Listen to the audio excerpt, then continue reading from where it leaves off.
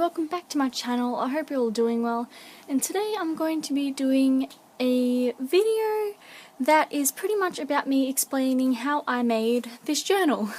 So for those who follow me on Instagram, you'll know what I'm talking about.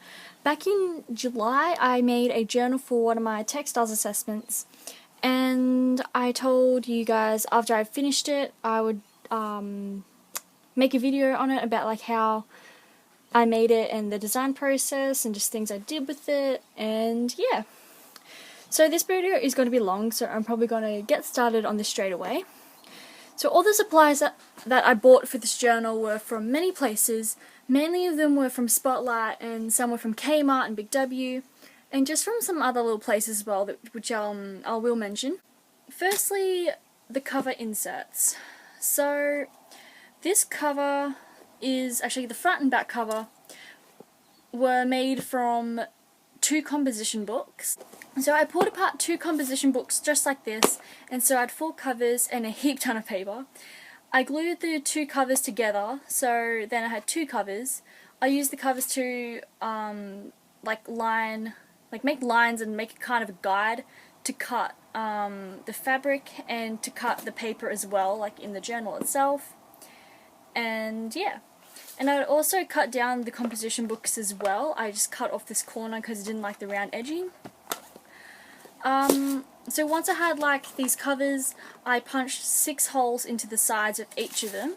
So I had 3 on top and 3 on the bottom. And the holes were like originally like about here or so, but I'll kind of explain why they aren't with the stitching here.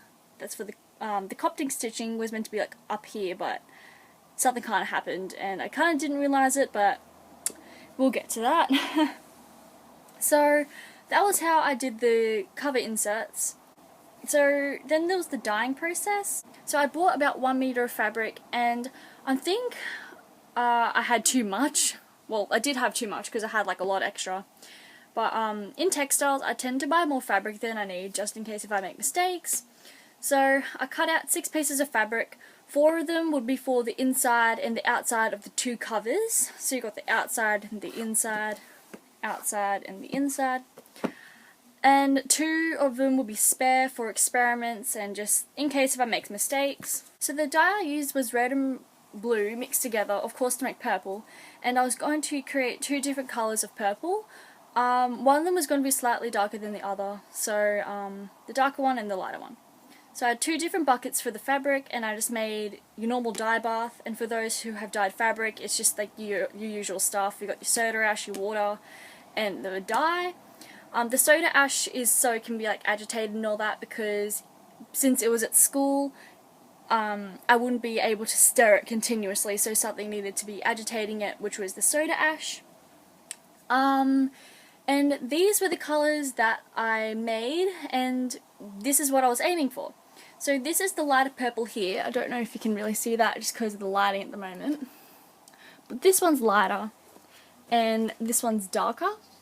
And I really like how the dye kind of make me these little like bits here, like little lighter bits here as well.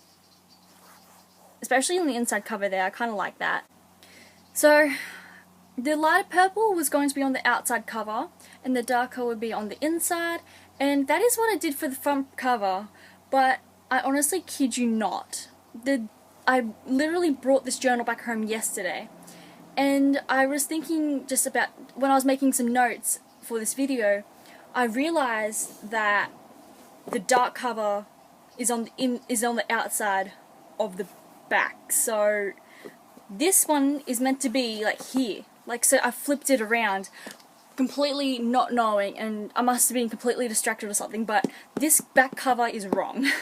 So that's really annoying me, but you know what, I'll live with it. So yeah. Anyway, so I used the composition books as a template for the cover, and I traced around the outside of the composition book, and I left some room for the seam allowance as well. And that was on the fabric, so I had my fabric pieces and I was just kind of using these as a guide to know what my limits were for decorating. So on the 2 light coloured fabrics, so this one and this one, I used some cotton batting. I sewed that onto each side, and I thought the reason why I did that was because I thought I was going to do some machine embroidery on the front and the back cover, but I ended up not doing that, and I just wanted to create a raised surface. But yeah, because I didn't do the machine embroidery, there was kind of like no point on having this cotton batting. But oh well. I actually do not know. I think you can call it both, but I've heard people call it batting and wadding? Wadding? I don't know, but my teacher at school calls it batting, so like, I don't know. I'm just gonna go with what my teacher says. So on this front cover piece, I needed to make a label, and the way I did that was I cut out a strip of fabric going 9 centimeters across and 4 centimeters going up and down. But that was after I'd actually made the label itself, like I did all this here. I actually started doing the label on an actual full piece of the fabric like this whole thing here. And I actually kid you not, the whole process of getting this label took me about a week and a half, about that. Like, yeah, literally about a week and a half. And I was expecting to actually only take 1 or 2 class lessons, but nope, took about 1.5 weeks. And the reason was because of the machine I was using. It was really, really difficult to use. I had used one of the spare dyed pieces to test like the different fonts and sizes. So there was cursive and there was print, which is what I went for. And I had to use an embroidery machine, and it was the most annoying thing. Like I said, it was just, ugh. I've never used it before, and I really don't have any plans of using it ever again. There were so many steps to get the size and font you wanted, and it kept stuffing up, and that's just kind of why it took ages. So finally, when I got the right font and the right size, I cut it out and I ironed on some Vilene on the wrong side of the label. And so that was so I could applique this on. So I machine appliqued it onto the front, and that was the label done. I tried to sew as straight as possible. It was kind of a bit wonky here. I managed to somehow get it like in the middle as possible. From here to here, like this side's a bit wider than this side, but it's not really too noticeable. I'm happy about it, so yeah. For my design process, I was going to use these flower chains on the top and the bottom of the journal, but I only did it on top, and I was kind of conflicted with designs I had in my head, so yeah, I only just put it on the top. But I'm kind of regretting it. It's just because it's just so random. Like, what is that doing there? And these are like my original designs that I had. So this is the front, this is the back, and see up here I had these chains, these daisy lace trims actually, going top and bottom. Yeah. So I might as well actually show these designs after I do this. So yeah. So these lace flowers were originally white, and they were from Spotlight. I forgot how much they were, but I bought a whole meter. And I used some silk dye to colour them in. Well, not really colour them in, dye them I should say. I used violet and magenta, and I kind of created this mix of the colour, which kind of worked. So I think I went for the violet in the middle of the flower, then the magenta I kind of like dotted it out to kind of create it a little bit lighter here. So it's kind of a bit, I don't know if you can kind of see it, but it's dark in the middle, then kind of lighter along the edges of the flower. So yeah, I did some beading in the middle of each of the flowers. So I used a 3.6mm seed bead in the middle of the flower, and then around the center bead I did some other small beading here as well, and these small beads were 1.8mm. And once I did all the beading, it was time to sew this lace trim all on, and that took like, I don't know, like it didn't take long at all. So next, my favorite part of this journal is actually doing these flowers here. And these flowers were made using a treble crochet stitch. Couldn't say crochet there for a second. I think that's what it was called, treble crochet. Hopefully I'm right. The yarn I used was just like cheapo 8-ply acrylic yarn just from Big W and just another discount store, but yeah, I forgot what, I think it was from the Reject Shop. In the holidays I had actually, well, even before I started making this, I was learning to do crochet by watching YouTube videos in my spare time back in the school holidays. And these are the things I actually made. I'll actually go get them. So you can kind of call this practice maybe, but these are the things I crocheted. This is just a flower using the same technique here, which I actually like. It isn't that bad, hopefully. And then I made this one, and the way I did this was that I made two and then I stitched it together. And this is meant to be a granny square, but that didn't really work out well, but yeah. Anyway, I did some small adjustments to the flowers to change the size of them. So for these smaller ones, I used one less stitch and just like, I don't know, one less row, I think? I don't know, but I used one less stitch and all that for some of the petals here, so it's kind of a bit shorter. And to add some decoration to the middle of the flowers, I sewed on these pearl beads for each of them. And I got them from Spotlight, and they were expensive. They didn't come in like a little packet, they came in like a long strand.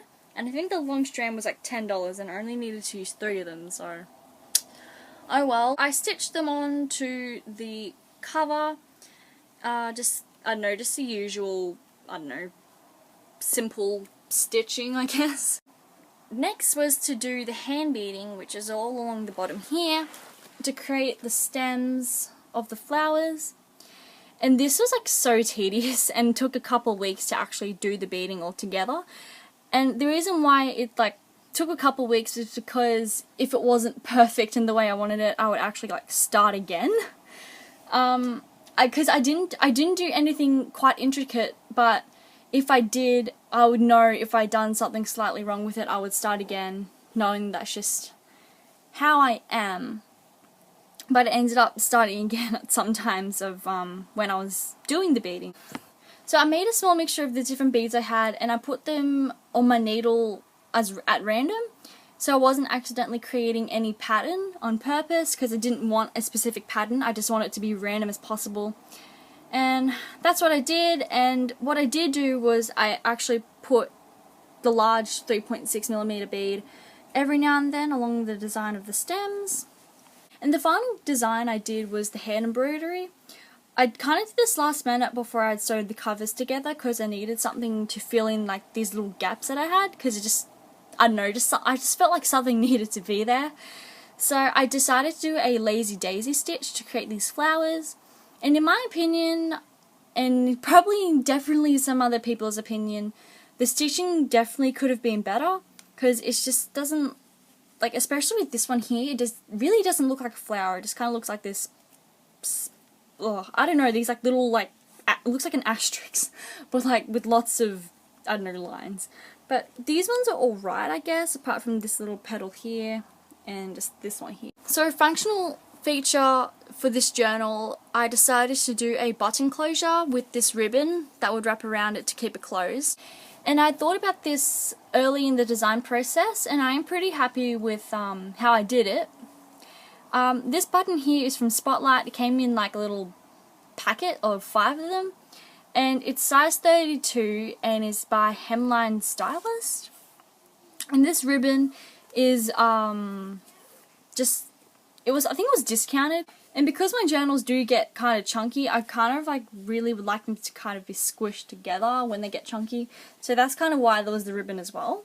I actually haven't mentioned that the beads I used, like these little ones here and the ones up in the trim, these are Rib Tech Sensations, and I bought them from Spotlight, and also the daisy trim is from Spotlight as well, but I think I already said that, but yeah. So I completed the front cover piece for the journal, and then I was up to sewing it all together, so just putting all the fabric pieces together. So everything that I have mentioned was done on this single piece of fabric, nothing else was done on anything else. So I took my front cover and the inside of the front cover, so this piece here, I put the right sides together and sewed all around the edges except for the top because I needed that to slip in the cardboard for the cover. And I did the same thing to the back piece as well. So I sewed all around the edges apart from the top, and I actually put the ribbon in the side of the seam before I sewed it all together, and I sewed it with the ribbon. So when all the 3 sides of the covers were sewn, I slid in the cardboard insert and I made any seam adjustments that I needed to, and then I did a ladder stitch on the top to sew it shut. So the ladder stitching is alright in my opinion, but the only thing is the the thread I used kind of shows. This is from the ladder stitching, and I tried it not to be shown, but it really kind of couldn't be helped because of how like tight this bit is. So yeah.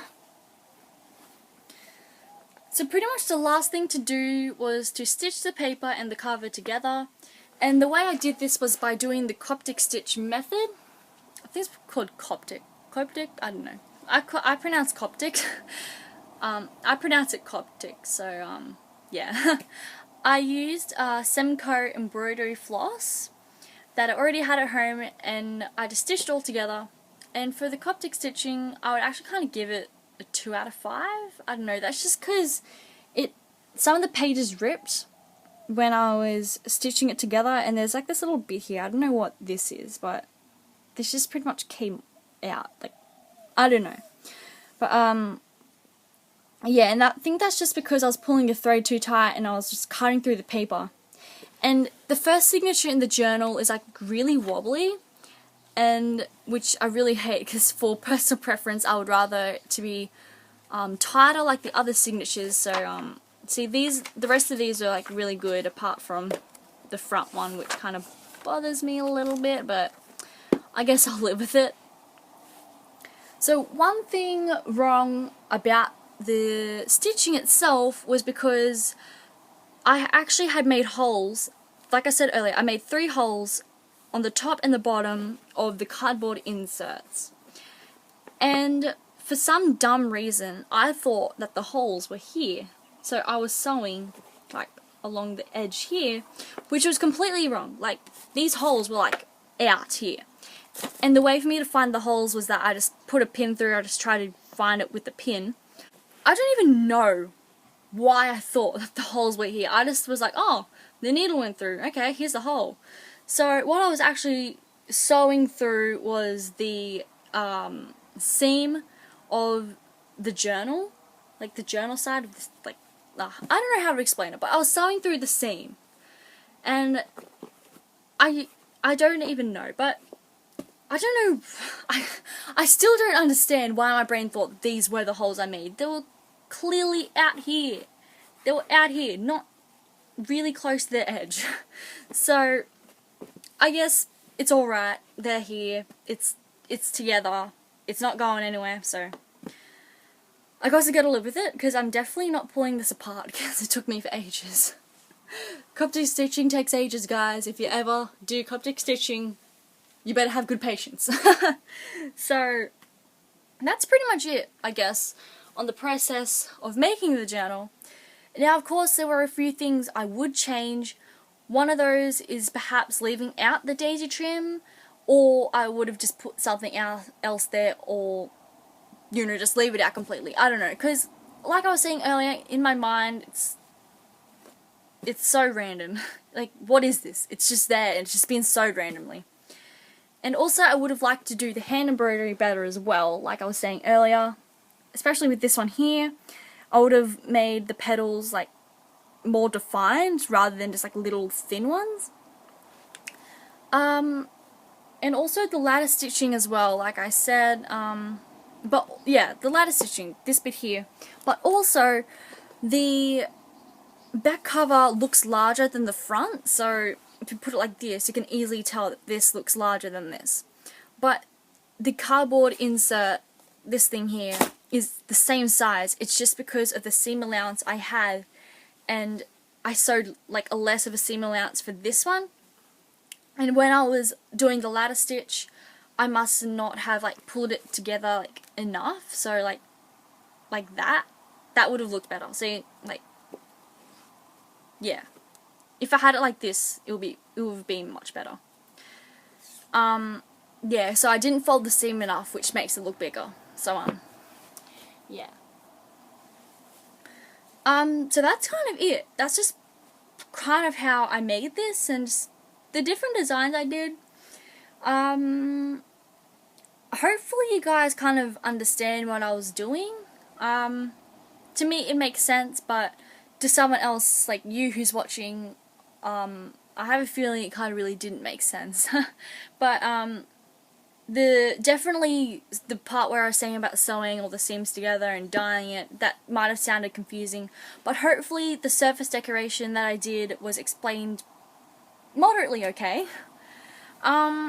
So I might as well just kind of talk about the different designs I had. We had to create 3 different designs for our folio for this. This was one of the, I think, this was the first, second and third. Yeah, they're kind of like all along here. But I'll start with my first design. So this here's the first design I had. It's just got the label, the cryptic stitching, and the front and the back cover. These were going to be hand beading, and this was just going to be a crocheted flower. This is just going to be machine appliqued on, and yeah, it was pretty simple, this first design, but we just had to kind of generate ideas, and we had to do some research about some things we liked and just things that really inspired us. So this next one here, it had the lace trim on the top and the bottom. These were going to be hand beading, and this was going to be hand beading as well, and just some little sequins as well. I don't know if you can really see that, but let's focus. Yay! So these were going to be like little sequins and little beads, and on the ends of the hand beading here, so you got like this, the swirl, and you got this little dot here. That was just going to be a large bead. And this is where I kind of came up with the early thought of the button and the ribbon closure. I didn't really draw that well, to be honest. I didn't really draw it how it really would look like in real life, but I labelled it on my folio, so hopefully it would have looked better. So we've got the label here, and this, I think, what was this going to be? I think this was going to be beads as well, so like beaded flowers. So we got the front, the back cover, the cryptic stitching. Not sure if I repeated that, but I said it again. So this was my final design here, and you know, you just got the ribbon closure with the button, your cryptic stitching, your label, back cover, front cover, your hand beading, the crocheted flowers, and the lace, not the lace trim, the daisy trim. Now, oh yes, these here were actually the little flowers here, but when I was colouring this in, I forgot to actually do them, so I just went in with a little marker and just drew them on. Even though I actually had 3, I accidentally drew 4, so oh well. So yeah, these were actually coloured in using my watercolours, which were these ones, and I really just didn't want to use like normal colour pencil. I kind of really wanted to use like watercolour pencil, so yeah. So I don't know, I'm just trying to think about what else I could talk about with this. I got a good mark for it. I won't say the mark, but it was actually pretty good, and I'm pretty happy about it. So yeah, I have started my HSC courses at school now. HSC means a high school certificate, and it's this thing in New South Wales. I don't know if it's throughout Australia, but I know it's in New South Wales. I think Queensland as well. I don't know. Might be different for other states, but in New South Wales we have a high school certificate, which is pretty much the biggest exam, which people say it. I don't know. It's like the most important thing that happens to your life. It determines your future if you get into university and all this stuff. They put so much pressure on it. So I'm on my final year of school now. Woo! So this term and the next year will be my last year of school. So yeah. my HSC course for textiles, I'm currently in the process of designing my major work, which is, I won't go into full detail about it because I don't really want to be giving away my ideas, but what I will be doing is a quilt. That's all I'm saying at the moment. So I'm going to be making a quilt for my major work. At the moment the design process is going pretty well, and yeah. I might as well also give a quick journal update. This is my journal at the moment. It's just my moleskin, and I'm almost finished it. Sorry. It's got about, I think I'm up to my second last signature on it. Yeah, I'm just starting my second last signature, and it's got this many pages left. I think I'm going to get this done by probably next week or the week after, week and a half maybe. So it's actually not that chunky. Like, it really isn't. I think it's just because of the soft cover. I really haven't. I really actually haven't even had a soft cover before. This is the only soft cover journal I've had, and I actually pretty like it. Well, I really like it. So probably in the future I'm definitely going to be getting another soft cover, maybe, hopefully. So I just might as well just give a quick flick through. Nothing really too bad about that, eh? So yeah, I posted this on my Instagram page the other day. It was this one. This is the quote of the day, and the journal prompt was to write down 10 games, and these were just a few that I did. There was some others on the other page. So this is a page I really like. The chorus and the bridge to Beautiful Trauma by Pink. I really like the song. And I've just got my stickers that I've printed out, and I left gaps and went over with some black markers here for the writing. So yeah, I think I'm probably going to end this video now. If you liked it, please like, comment and subscribe. Follow my Instagram page, The Journaling Addict. I'll link that in the description. And yeah, I'll see you all later. Bye.